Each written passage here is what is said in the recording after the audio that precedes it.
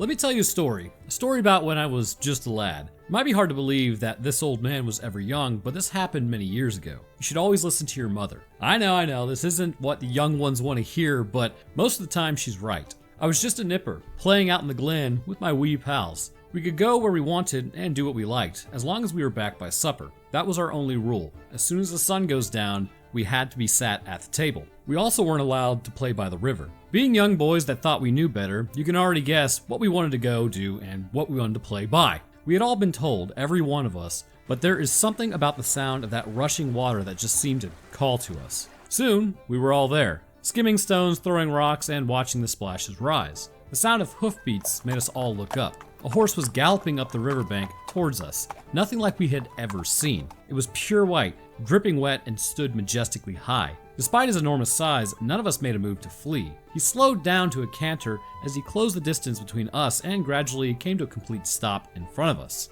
His great head lowered, and he breathed out billows of warm air through his nostrils, creating clouds of white against the chill. There was something in these endlessly black eyes that I still can't explain to this day. Something that made me want to just jump on his back and gallop off forever, every bit as much as they also made me want to run home. An indescribable nothingness that called to me just as much as it screamed for me to flee. The others didn't seem to share my fear. One by one, they reached out their hands and touched its lowered head. They seemed transfixed, drawn to it by something that they couldn't resist. It lowered its head towards the ground as if inviting us all to clamber on, and none of them need asking again. One by one, they swung their little legs over the immense back and perched themselves up high. It seemed as though there shouldn't be nearly enough space for all of them, but it was like his back simply extended to allow each new child a space. As they all sat, happy and waiting, it turned its head towards me, staring at me, asking a wordless question, these equal parts of me torn between leaping on and getting as far away as possible. It was like watching someone else in a dream. My hand reached out towards it, my fingertips reaching outwards and towards the shimmering beast. My fingertip landed against its wet, powerful flank, and I felt the urge to get on its back stronger than ever before. I tried to draw back, but felt powerless to do so. My arms wouldn't move. My fingers wouldn't come away. Everything in my mind was telling me to just run, just as much as my friends on the horse's back were telling me to climb on. It was then that I knew what it was going to do, and why, as soon as I touched it, I was condemned to my fate. I tried once more to pull away in vain, and when I knew that wasn't possible, I reached back with my free hand and pulled out my pocket knife. Shutting my eyes tight, I brought it down on the very end of my fingertip. The searing pain was only for a moment as I fell back into the heather. The great white horse stood, accepting that I had gotten free. With one final look, it turned towards the water and galloped at a full pace, further out and deeper into the murky nothingness. Swimming now, nothing but ahead with all my friends sat on its back, and then diving, down and out of sight. I stood and watched until the ripples settled and there was never any indication that anything at all had happened. I barely felt the throb in my hand where the very tip of this exact finger used to be. Small price to pay in the end, a small price to pay for life. What you just heard is a fictionalized account of an encounter that someone had with what would become known as a kelpie, or in Gaelic, eshka. And it's one that had appeared in some form all across Scotland. Almost every town or village with a significant body of water near it has their own version of the tale. There are some elements that change, but the general idea is always the same. The vast majority of local children were tricked and enticed into getting onto the back of this mythical, seemingly just random horse and taken out into the deep water, never to be seen again. One child survived to tell the cautionary tale, usually having been forced to slice off the very end of their fingertip as a way to escape the same fate. A mysterious creature that is probably most easily recognized when it takes its form is a horse on land. In Scottish Gaelic, they are sometimes known as eshka, which usually means, literally means, water horse. There are some commenters who have identified these as being two different creatures, claiming that the water horse is more violent and ill-tempered of the variations, but for our purposes today, we will be taking it as simply the Gaelic name for kelpie. But how realistic are these stories? What is the most likely cause of all these sightings? Let's head over to Bonnie, Scotland and find out what all the fuss is about. Scotland has a long and storied history, and it is no stranger to the occasional sighting of a cryptid or an unknown phenomenon. Among the most enduring and the most well-known are the water horses or kelpies that have been mentioned in accounts from as far back as the 7th century, where some claim to have been actually referenced in stone carvings. The general description of them is usually the same. They appear as a horse, either gray or white, and they do their best to claim a victim. If they get you to climb on their back, then they take you out into the water, revealing their true form as shapeshifters, and then drag you down with them. Very occasionally, the Kelpies will abandon the horse form on dry land and instead take on a more human aspect. Be sure to keep a keen eye out for any man that seems overly keen to get you in or near a body of water. But also, they really shouldn't be hard to spot with the seaweed that sticks out of their hair. Oh, and the fact that they still have hooves instead of hands. You probably should notice that. Entrapping unsuspecting victims to drown is not the only tool in their arsenal. Kelpies would bring about floods to deal with those that they felt aggrieved by. Or they could take on a more conventional human form, appearing as a handsome man or beautiful woman to trick and seduce unsuspecting locals. Equally often, they could take on a hideous hairy form and then ambush passing travelers. They are found loitering around the waterways and locks or the banks of fast-flowing rivers, where they hope to find victims. While most unfortunate men and women that fall prey to Kelpies would climb onto the backs and not be able to get off, there are tales of a magical saddle that could be used to bring them under your command and control. And if you did, you'd find that for every bit as deadly and bloodthirsty as they were also powerful. Many tales claim that each one possessed the same amount of strength as up to 10 regular horses, as well as more stamina and endurance than any group of men. How this is assessed is really not known. There's also every chance that even before you clapped eyes on a Kelpie, you might hear them, their tails hitting the waters as described as sounding exactly like thunder. This particular trait is one that has been noted by many who have passed foreboding-looking locks as the dark clouds gathered overhead. Sometimes the rumble of thunder in the distance might just be a warning sign that of a coming storm, but there is every chance that it could be a Kelpie warning you that you are entering into their realm and to make sure you behave correctly. For as unique and bizarre as they appear at first sight, it is probably surprising to most just how far back in history they seem to have been mentioned. Something akin to a Kelpie, at the very least some water-based and or horse-looking creature, has been found referenced in stone carvings that date back to 700 AD. While this is not the most specific and exact reference, there are many that would argue this is the first example of the story and legend of these water guardians appearing in the Scottish mindset. They get a mention by Robbie Burns, arguably the most famous poet to ever call Scotland home, in his poem, Address to the Devil, written in 1786. He speaks about Kelpies guarding the fords and warns travelers of their presence. And sometime around the 12th century, they seem to enter the mindset of the public even more as they became a common theme for painters. There were many works of art from that point onwards that depicted them mainly in their classic equine form, looking menacing or majestic as they stood along whichever stretch of water that they called home. But they were also shown in their human forms, a wistful-looking woman splayed out on the rocks trying to lure passing travelers to their doom like sirens, or an otherwise ordinary-looking man with traces of seaweed dangling from his hair and his arms folded behind his back to hide hooves that he has instead of hands. Particular examples of this story have existed mainly through word of mouth. Every major river, loch, or estuary seemingly has its own version or twist to the tale, although they all share the same major themes. So let's take a closer look at a few examples to get an idea of how the Scots view these shape-shifting creatures. Tales exist where the Kelpie in the Western Isles decided to actually live as a human in order to find a wife. The object of his affection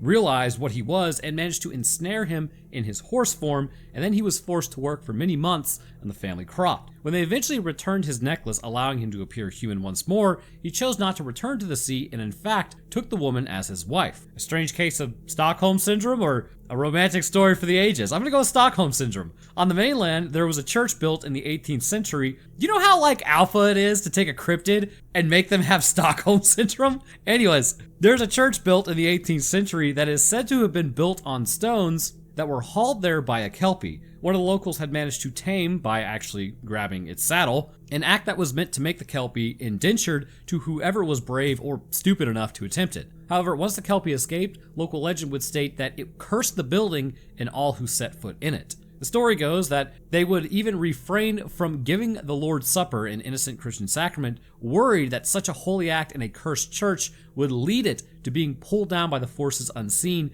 back into the loch where the Kelpie was captured from. An extract from a magazine published in 1794 recounts the day that they finally decided to conduct the sacrament, and it spoke of a sizable crowd gathering a safe distance from the church, waiting to see the Kelpie's revenge. They were happily disappointed. That's because the Lord is based, and cryptids can catch those hands. And as a final example, we look at the Loch Garve, probably Garv, in the Highlands, where they had their very own personalized legend. One where a famed local builder happened to jump on a loose horse that he found near his home. As soon as he was seated, he felt himself unable to jump off again, and the horse bolted for a nearby lock. He knew that he'd been captured by the infamous Kelpie of the Garv. As the two plunged into the water ever downward, he resigned himself to his fate and took a deep breath of water, hoping to hasten his end. However, the Kelpie spoke to him, seemingly granting him the ability to breathe underwater, and told him they had sought him out for one specific purpose: to build his wife a fireplace beneath the water.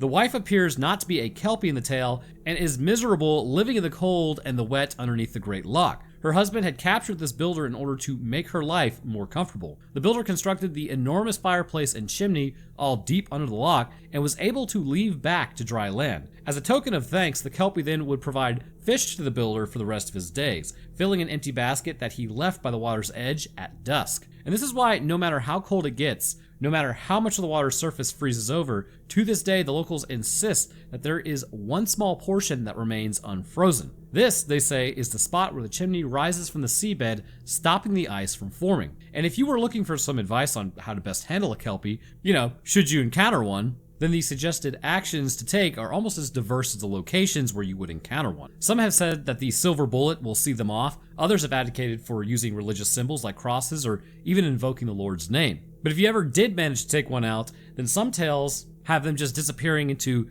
various marine life, while others believe they simply disappear into thin air. A blacksmith was said to have finally gotten sick of the local Kelpie making his life difficult and disrupting his property. He heated 2 pokers up and managed to sneak up on one as it was trampling his crops. When he stuck them into it, it dissolved into sea foam in front of his very eyes. So, now that we know a little bit of the background of Kelpies and have heard a few of the tales, where do people think that they actually came from? Either the beasts themselves or the stories? When it comes to what could have inspired these stories of the Kelpies, it is probably fairest to start with the most logical. Scotland is in no short supply of water. Whether it's the inland lochs and rivers or the North Sea on one side and then the Atlantic on the other, throughout history there are innumerable Scots that have gone down to a watery grave for one reason or another. It could be considered a natural hazard to those that rely on crossing these treacherous waters for food, for travel, or for work, but the Kelpies are far from the only water-based creature that Scotland boasts. The relatively short passage of sea between the Isles of Lewis, the largest, most populated is the Western Isles, and the mainland is known as the Minch, are, according to legend, something that has its very own blue men of the Minch, ready to take down any unwary sailor. Might the Kelpies have started off as nothing more than a cautionary tale, a physical embodiment of the danger that this life-giving and life-taking waters represent for people that had to travel them? Or even more like a basic explanation has been offered by some. What has become known as the Kelpie over time was never a shapeshifter like water beast in horse form, it was just simply a horse, one ridden into water too deep or too fast, moving by its rider, and one that resulted in the deaths of one or both of them. Their antics, when they are on land in human form, might sometimes be viewed as like supernatural in nature, but how many of them can easily be explained by human actions or natural events? The floods that they were alleged to cause and the thunderclap sound of their tails hitting the water, is it not possible that these are just normal occurrences, especially in somewhere with a climate like Scotland, and one that has been just attributed to the supernatural over time? The theft or trampling of crops, accosting random travelers and robbing them, tricking and seducing passing people in the form of an attractive person, are any of these things really more likely to be the act of a mythical water-based evil spirit that can shapeshift into a form or a horse, or are they actions of humans? I'm gonna go with a horse. So when we look through all the suggested causes of the origins of the Kelpie, when we really think about their near universal spread across Scotland, with every notable body of water having its own personalized local tale warning about them, what are we to think? As boring as it may sound, the most likely scenario might be the most obvious. What originated as some sort of creative way of describing the real dangers of fast-moving and deep waters may have just been cemented into culture. Not by fear, not even by an aesthetic appeal, but by generations of parents eager to keep their curious children safe and from the hazards of being swept away and drowning. After all, how many kids are likely to listen to their parents when they're told just to stay away from the loch or not play in the river? The likelihood is basically none, and even less when they're influenced by their friends. Like, I've done this. Like, my parents would tell me all the time, oh, my dad, don't go over here or don't do this. And what was like the first thing I would do when I got a group of friends together? That is exactly where we went. So one that patrols the banks and lures unsuspecting people to their watery doom is definitely going to be a little more threatening, because it's like, it's not your parents telling you that, it's the evil spirit horse that's going to drown you. So it's sort of a ghost story that just might reach into like the tiny ears and then squash ambitions in their rebellious minds. So where does this all leave us? With their long and storied history, and with accounts of them stretching back through the centuries all over Scotland, Kelpies have cemented their place in local folklore and mythology. While it is hard to argue against the Loch Ness Monster as the most celebrated and renowned creature in Scotland, there is a very strong case to be made that Kelpies are pretty much close second. And it's only because if you went into Loch Ness and Loch Ness was actually in there, that's more horrifying than an evil horse spirit. That's all I'm saying. So they have become so synonymous with culture, actually, that there were a pair of statues erected in their likeness as recently as 2013, just outside of Grangemouth, cannot say any cities because I'm not from there. And it's actually at a critical intersection of canals, and they stand an impressive 30 meters tall, which is about 100 feet in the Lord's units. So while they may look like simply horse heads to the untrained eye, the sculptor himself and the Scottish Canal Authority that commissioned them were adamant that they were representations of the mythological beasts. They serve as twin testaments not only to the horses whose labor facilitated the construction of the canals, but also as a nod to the special place they have in Scottish culture. And why not? Even if the tales of the Kelpies are more likely than not just basically legends, stories, and exaggerations, they are the ones that have permitted the culture of the country to remain to this day. They are the ones that have woven deeply enough into the fabric of the society that they have merited statues being constructed, and while they seem to have been placed firmly into the category of myths in the modern age, is there not something to be said about how long these stories have persisted and how they've managed to walk this very fine line? The ones where our rational minds tend to dismiss them as false. I mean, to be honest with you, are you going into Loch Ness? Probably not. But if you ever find yourself by a riverbank or a loch's edge as the storm clouds gather over your head, when you hear the rumble of thunder and the heavens open up above you, when the raindrops all around the heather and the moss, and you see a soaking wet stranger approaching you, there is every chance that no matter how sensible and rational you might be, some small part of your mind will remember the stories of the Kelpies, and you'll keep a keen eye out for the strands of seaweed and the cloven hands. But anyhow, I want to thank you guys for watching. If you enjoyed, then leave a like would be fantastic of you, and subscribing is a great way to stay up to date when I post. I definitely want to do a cryptid one, as I've just been kind of doing like disappearing people lately, and I'm like, this isn't really a true crime channel, but I mean, it is just talking about stories, so cryptids are still in there. But anyways, I'd like to thank my patrons real quick. At the Literal Wendigo tier, we have Grayson West, Stupid Fox, and Trash Pen in a Trench Coat. Thank you guys. At the Eyewitness to the Event tier, we have Beaver Malaga and Wet Skeleton. At the First Hand Accounts, we have Cody Cherry Drake, Pimp Daddy Shamrock, and Yeeps. And at the second-hand accounts, we have Bianca, Caden Johnson, Fred Rush, and Troy. And the rest of my patrons, I appreciate y'all's support as well. It goes a long way towards helping out, and you're absolute ballers. All right, well, that's going to do it for me. I hope everyone enjoyed, and we'll see y'all in the next one.